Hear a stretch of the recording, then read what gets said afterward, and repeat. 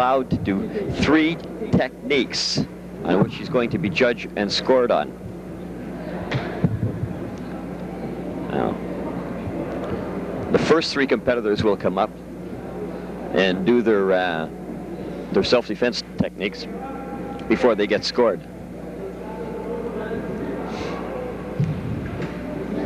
Now, you'll notice that most people have black gis.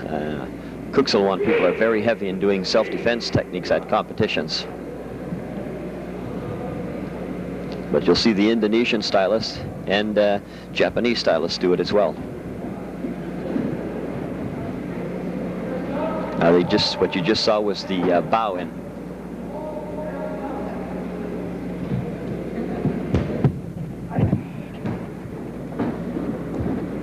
It's done. The competitor you're looking at in the back right now, the one you're looking at, is the one who has to stay behind because he is not the competitor.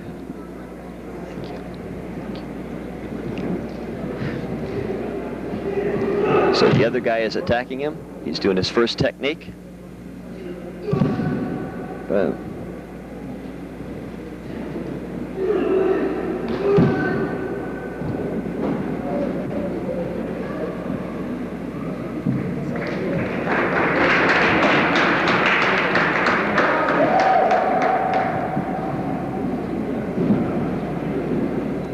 That was the first competitor that came up and did his techniques. So another Kuxilwan competitor. Looks like they're using the same, what they call okay, or attacker. So I guess he'll get his nickel's worth of abuse today. Basically techniques on somebody comes up and slaps you. How to counter, how to take down. Well, how to block a kick to the face. Choke, push away.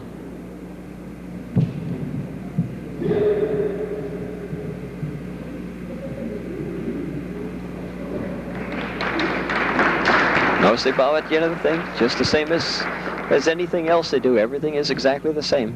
Now the third competitor is up. Japanese stylist.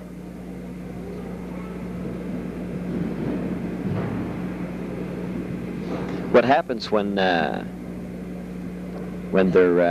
going up is they're given their name, their style, school, and what they're going to perform.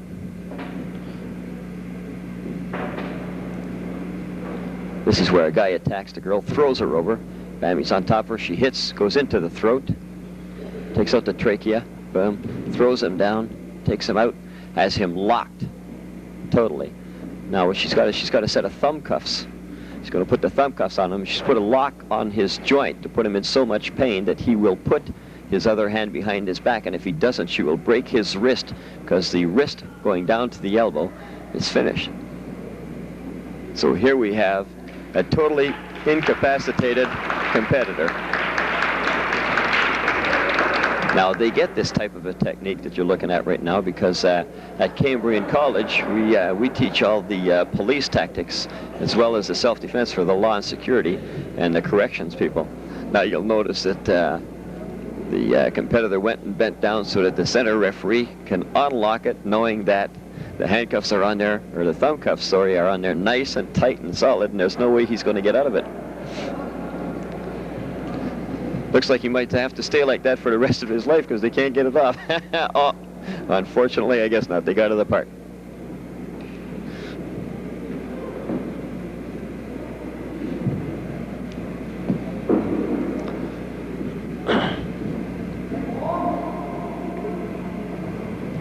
Very good.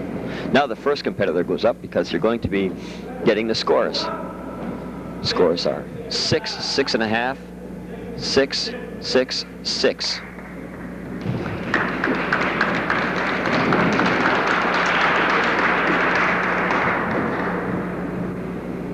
Next set of scores up. Keep track of the scores and you can tell who the winner is. 6.5, 6, 5.5, 6, 5. The low score comes from his teacher. It's up 6.5, 5.5, 6.5, 6.5, 5.5.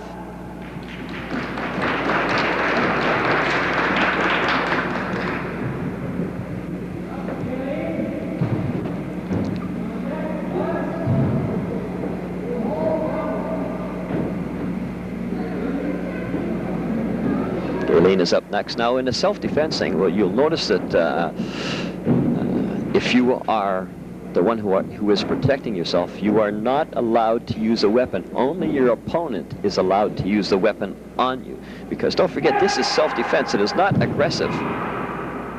So you're supposed to be able to protect yourself from an attack or an attack with a weapon. Right? This lock is into the throat that you just did, and to the side, which chokes you. Then break of the jaw. This is an arm lock. And I want to reiterate that I don't want you young people to try this at home. This is trained people. They know how to lock a joint. They know how to stop, at which point the lock is going to be effective, at which point it's going to break, and the other opponent knows how to drop and fall with the lock so that they do a break fall without hurting themselves. Being trained is exceptionally important. This is not stuff to play with.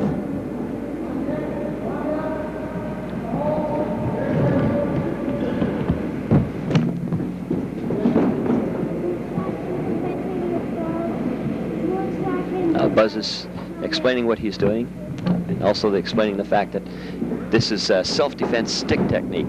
There are stick techniques to self-defense that you can use.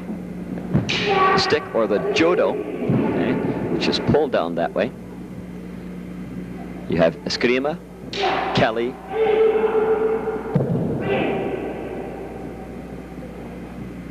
Buzz Smith's attacker is John Reed.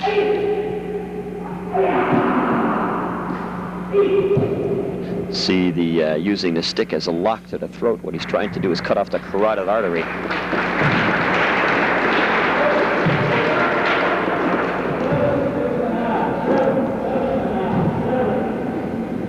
Buzz's scores are very high.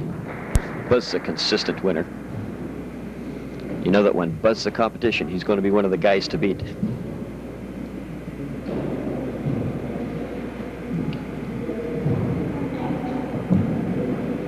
Rhonda McLeod is up now doing her presentation. Same thing, she's given her name, her school, and the fact that she's going to be performing self-defense. Rhonda has just received her black belt from Kuxel 1 as well. She's a very good competitor. She's got an excellent attitude.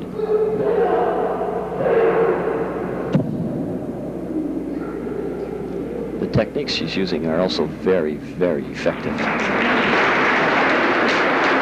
But you've got to be careful because it's easy to hurt someone.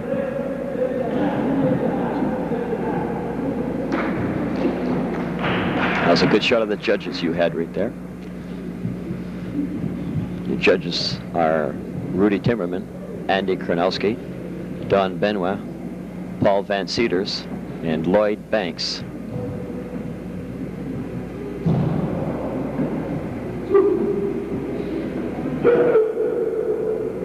Jerry Forte is up right now.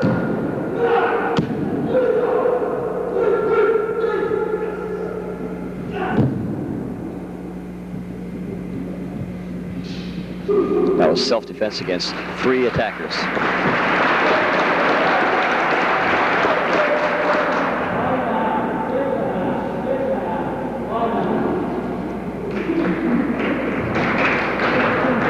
Hope you're getting a chance to get some appreciation of what the martial artists go through, because you go through a lot of different things. Some of the stuff that you've seen today was like form, sparring. There was weapons earlier today. There's self-defense, and then we throw in some of the other divisions so that you can enjoy yourself, like the Grand Championship is a fun thing. The Canada versus USA Team Championships is a fun thing. Yeah, so you get a lot of pretty serious training when you're inside the dojo, and this kind of a competition gives you a chance not only to compare your skills with other martial artists and train in other cities and other countries, okay, but it's kind of a relief as well. It gives you a chance to just come out and let your hair down and you know, strut your stuff, so to speak. Now what's happening here is that you have possibly a tie. Sensei Benoit was just at the head table, and they're going to make their decisions. Okay, we definitely do have a tie. So they're calling the competitors back up. that are tied. If you'd have had a chance to keep track of the scores, perhaps by now you may know who the tie is between.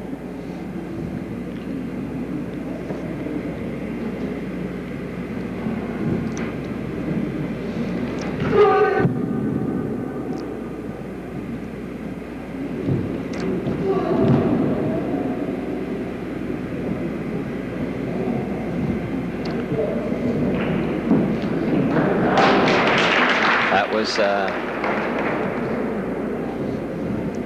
the first competitor for the tie. I would imagine it's going to be the second competitor up here for the tie right now.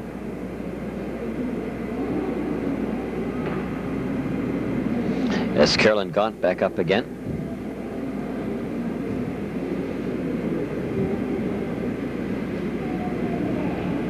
Carolyn and Chuck both train at Oriental Arts Academy. Members of the hosting club.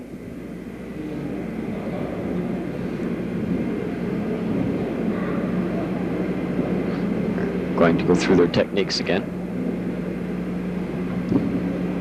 They've got to go through different techniques. That's what the judges told them, and that's why they're having such a problem with it.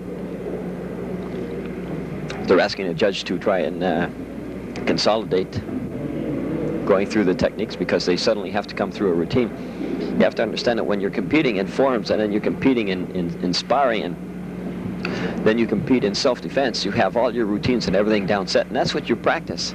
And all of a sudden when you're going through something different and you're told this is what you must do is come up with a new routine. Okay, but you can understand how the judges feel, because when a judge tells you to come up with a new routine, he's basically saying, look, you should be able to protect yourself against anything that goes on. So go up there and do something different, get the guy to attack you, and defend yourself from this attack.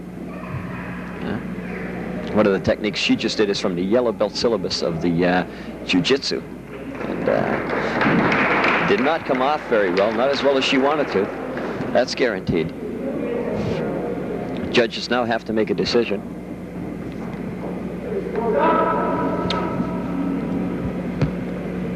Decision was 4-1.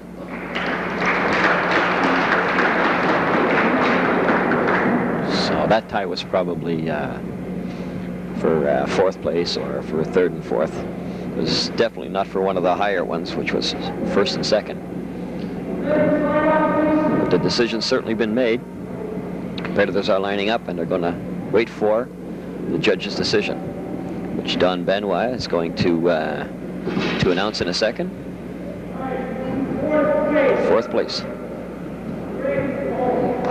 Greg Holmes got fourth place, which meant that it was for fourth place that the tie was for.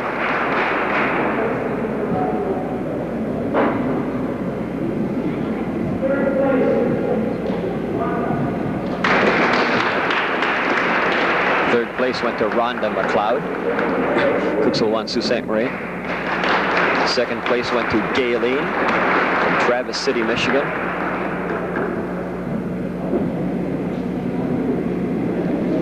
And first place will go to Buzz Smith, Travis City, Michigan. That's what I told you about Buzz being an excellent competitor. Well, I want to thank you for having taken the time to come down and watch the Mid-Canada Karate Championships. I'm talking about the spectators here I'm looking at. And for you at home who are viewing this tape, I want to thank you for taking the time to watch the championships. I can tell you that if you're interested in the martial arts at all, you know, like go through your yellow pages and take the time out, phone the schools around, you know, and try it.